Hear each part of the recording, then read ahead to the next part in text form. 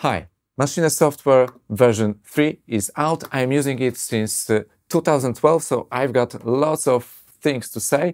And in this video, I'm going to show you how I went from this old track of mine to actually this remix. And also this remix. So I'm going to show you some new functions there are and what kind of problems I ran into and what I think about the update, because obviously it's not perfect. So let's dive in. Looking at Native Instruments website, you'll see that Maschine is available in 3 forms. You can either buy a controller, Maschine Micro MK3, Maschine MK3, or a hardware version which is called Maschine Plus. And the update is available for all those 3 controllers plus Maschine Studio. So if you've got older controllers, sorry, you won't be able to use Maschine 3.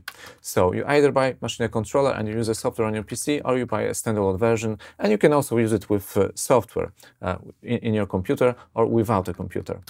And pricing, Maschine 3 update costs just €29, which is a great price, and Maschine Central, an expansion, costs $49, and you can have it all for $69. Or if you don't have a controller, you can just buy the software with the Maschine Central, Ozone Elements, Massive, Monark, and Reactor Prism. And that was not available without the controller in the past. Well, the second version of Maschine software, Maschine 2, was a fine piece of software. I made whole tracks like this one using this system. Let me show it to you.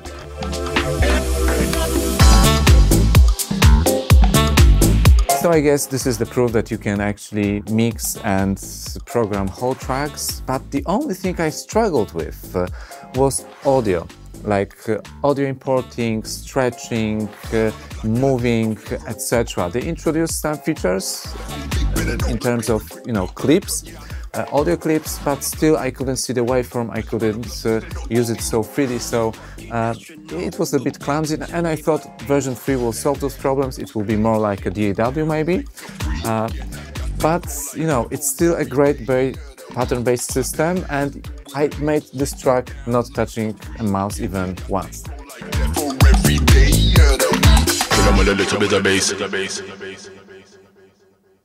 When you first launch Maschine 3, you'll notice that it's not a revolution, it's evolution. It almost looks the same. Well, I expected it to look a little bit different, but it looks just the same, but it's much darker. And I checked the preferences, I couldn't find any settings, any setting to change it, to go back to the old gray one. But actually I worked a few hours with it, and I really like this dark color. It's much nicer for the eye. Second new thing, they added ability to import MP3, MP4, but I haven't tried it, MP4 yet, OGG, and FLAC. So this is my old track, I just imported it, and now, third new function, I can also stamp separate it. So I just have to go here and click stamps, and now it just goes in the background. Or I can go to the controller and choose stamps in the edit function and just click apply. And also I can browse things in meanwhile, and it will just go in the background. So at the end, you'll see new stamps on a new group here. So I've got 4 stamps here, but here problems begin. Look, I've got drums, bass, vocals, and other elements, and when I launch them separately like this, they will start with no synchronization. So it will be a mess in a very short time. You can see it here. So what I can do, I can actually, select them all and put them in one link group, and now they will start all together. So this problem is solved. However, when I try to make a loop from all those elements, so even though I have them all selected, when I move the playhead here and move it here, it moves for each sample separately, and it very soon becomes a total mess. Unfortunately, there is no tempo detection, there is no beat grid, so you can't see what's happening. Maybe some functions from Traktor could be implemented here, and it will solve this problem, because now it's not very usable to me. So the conclusion is, it works great, and you can use it, but only with loops. So just make 8-bar, 16-bar loops from the track you want to remix, and then you'll find. But it's not easy to do that on the machine. Let me show you. So I'll start by removing the stems. I will have a look at the original recording one more time. Let me change the polyphony from 8 to 1 so I can retrigger the sample more easily, like this. So I'm just moving the playhead to find the first kick, the first beat. It's somewhere here, so I will zoom in now. I can do it very precisely with the controller. It works great. Yeah, it's definitely the first kick. And now I will zoom out a little bit, play the recording again, so I can have 8-bar loop.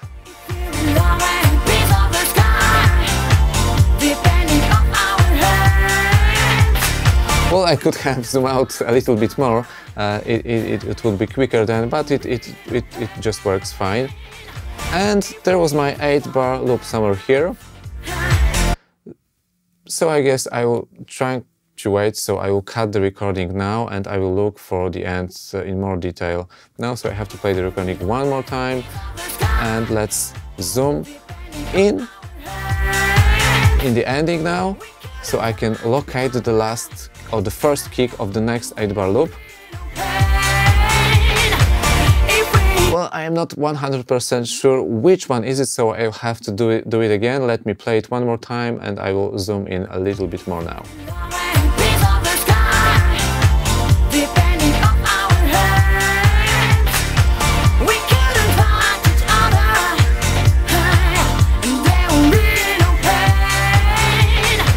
And now I know where the kick is, so I'm hitting apply, and now I will switch to time stretching mode to see what is the tempo. And the tempo is calculated at 128.3. It's actually 128, so I guess it's fine. I will leave it like that. So now I can just go and stem separate it. It's just 8 bars, so it will take a few seconds, and then my drums, bass, vocals and other elements will appear on group B. I'll do the same, so I will select it all and I will put it in the link group 1. But I actually would like the stems to be played together with the project, so I'll have to convert each element from sampler, from being played by a sampler, like a one loop, one shot, to be played as a loop with the tempo sync. So I'll just change sampler to audio.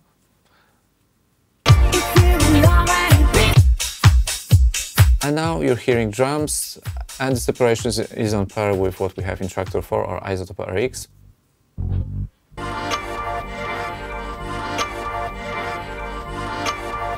And let's listen to the vocals. Now we had just 1 bar, but I can extend it to 8 bars.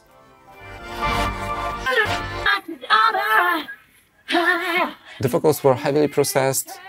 There was a vocoder part built into it, and it was a low-quality MP3, so you get what you get. But actually, with good quality recordings, the separation is quite good. I guess it's more than enough for remixing. Among new things, you also find so-called Maschine Central. It's basically an expansion pack. It's a little bit bigger than the regular one, but it's not really that special. There are 100 kits, very different ones. So there are, for instance, 4 drum and bass kits. I think I'll go with that one. So I will put a limiter on my master bus just in case. And I will just switch off some bass and other melodic elements, and let's listen to the vocal with the drums. I will just pump up the tempo.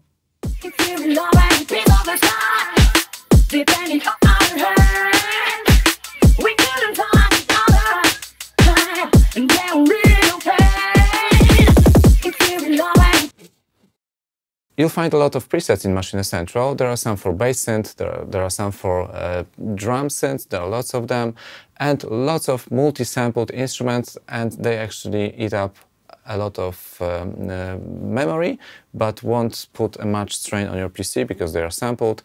But let me just look for some basses. I'm looking for bass synth, and let me preview.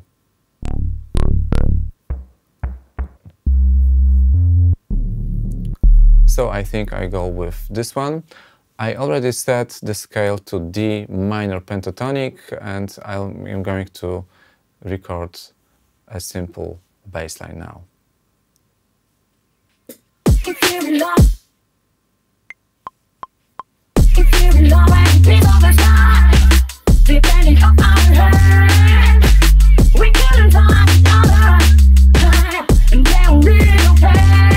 Yeah, of course, everything is overloading now, so it's worth to spend a little time on some basic mixing.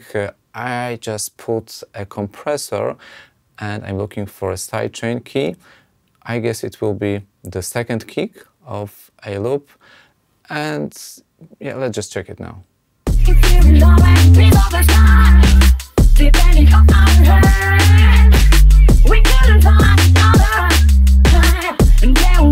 I think it sounds good now. Maschine 3 software also allows us to, change the tempo per scene. So I'm going to make a duplicate, and now I'm going to set the scene tempo. So this tempo I'm going to set now will only be for this particular scene. So I will set it for 128. So my first scene will be played in original tempo and the second one in the amended tempo.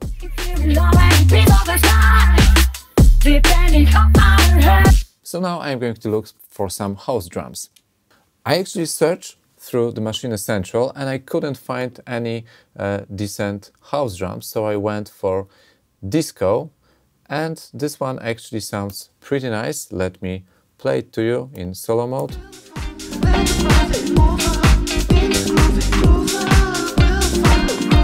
But as you can see, some loops are not playing the way they should because they are in 115 beats per minute.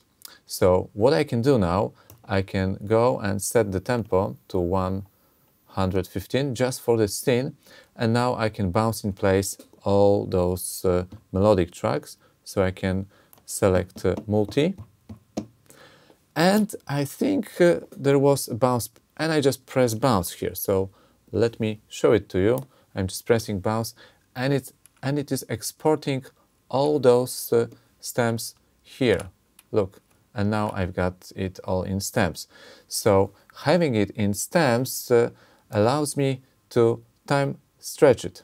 So now they are all in repitch mode, but I just can go and say stretch. And the only thing I have to do now, because I had some problems with it, I realized that the bounce are much longer, so I had to correct it manually.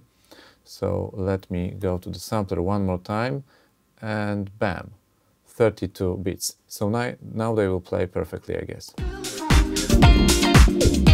And I can change the tempo.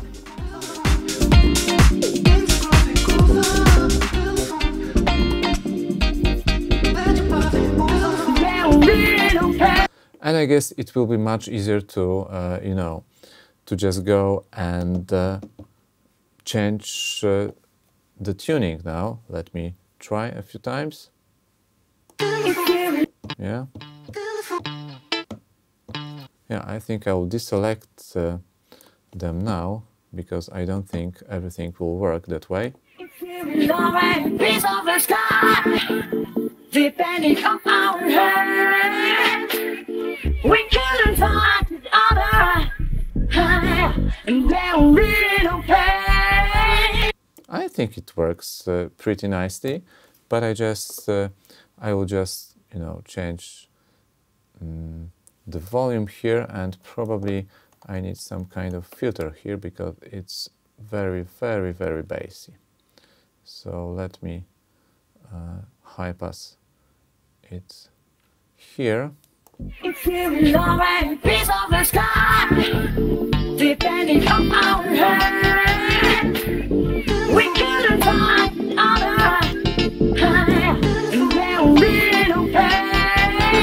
And now I can look for house drums elsewhere. So let me just go to the browser one more time, and I will choose an external expansion pack. I really like this Higher Place house expansion pack, and basically there are lots of cool, nice house beats here. Yeah. But actually this one could work, so I'm loading it.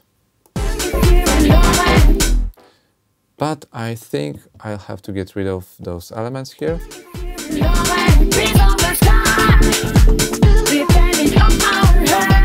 And maybe I just change the maybe I'll just change the kick here. Let me look for the kick. It's a nice feature here because you can change kicks here. Yeah, maybe one more time. Let me select the kick, or you can go just here. This one sounds nice, yeah.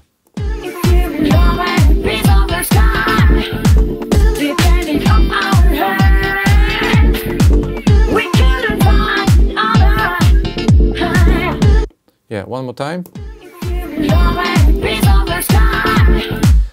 I added some grain delay and reverb, and maybe you could hear that the vocal is slightly off, but you can easily correct it. Let me show it to you.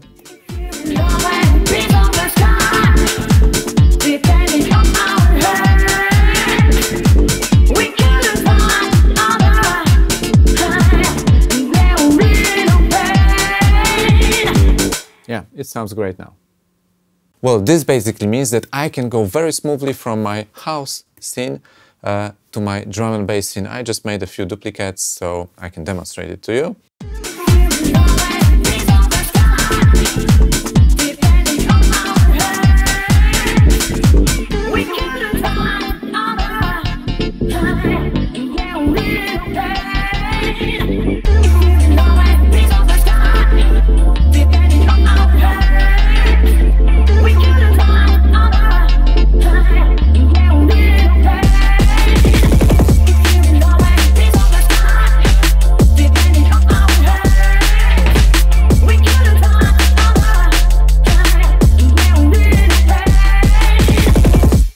One more new feature, note editing features. Let me demonstrate it to you. So you just can choose a note, and then you've got those operations available: draw, split, join, mute. I don't know what for is the join mute. Maybe you played something staccato and then you want to join it for a longer chord.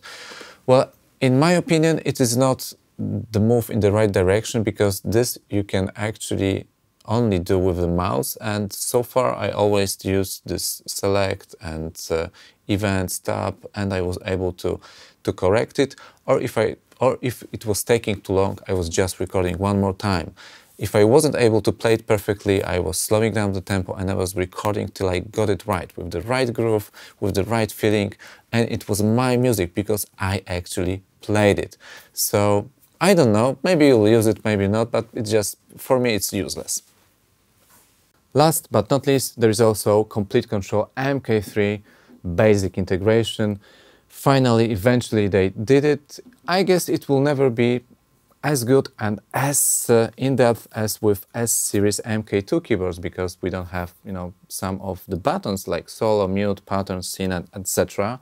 But it's just enough because you can access all instrument loops, and if you choose like a sampler here and you choose a kick or clap, you'll get access to all sampler parameters, and if you choose an instrument, you'll see macros here, and also you can switch between effects here like this, and if you switch like this here, the keyboard will update itself automatically. The big thing, it's still missing. I cannot access the browser here, so this is something that could definitely be duplicated. I don't know if they will do it, but I think they definitely should, because there is the main point of critique from my side here. And of course, integration for older keyboards like M32, A-series, S-series MK2 is still the same, is still in place. So I guess that's it. If you liked it, please subscribe. It was a lot of work to make this video, and I think you'll like next ones. So, should you update? It's up to you. I definitely would, just for this MK3 keyboard integration. It's just 29 euro. I also love the bounce in place functions. I love the black color of the interface now. So there are lots of small enhancements here and there, so it's okay. However, I expected more, and I think they omitted some really useful features for those of us who really make music with Maschine, who really are into it and are hard users like me. So I wish they did some more audio enhancements like audio editing, warping and time stretching functionalities so I can see the waveform and edit it like in a DAW. I also wish there was some modulation and automation improvements so it is easier to do and easier to control. Some rotary encoder support would be great. Also, tempo detection, beat detection, chord detection, and custom chords. Yeah, these are functions that we who really make music would find super useful. I think they, at some point in time, they will do it. So for now, it is what it is. But it's just a new beginning, it's a new opening, and I still love Maschine, and I will continue to love Maschine and make music. So if you're also making music with Maschine, just subscribe. So see you guys, and good night.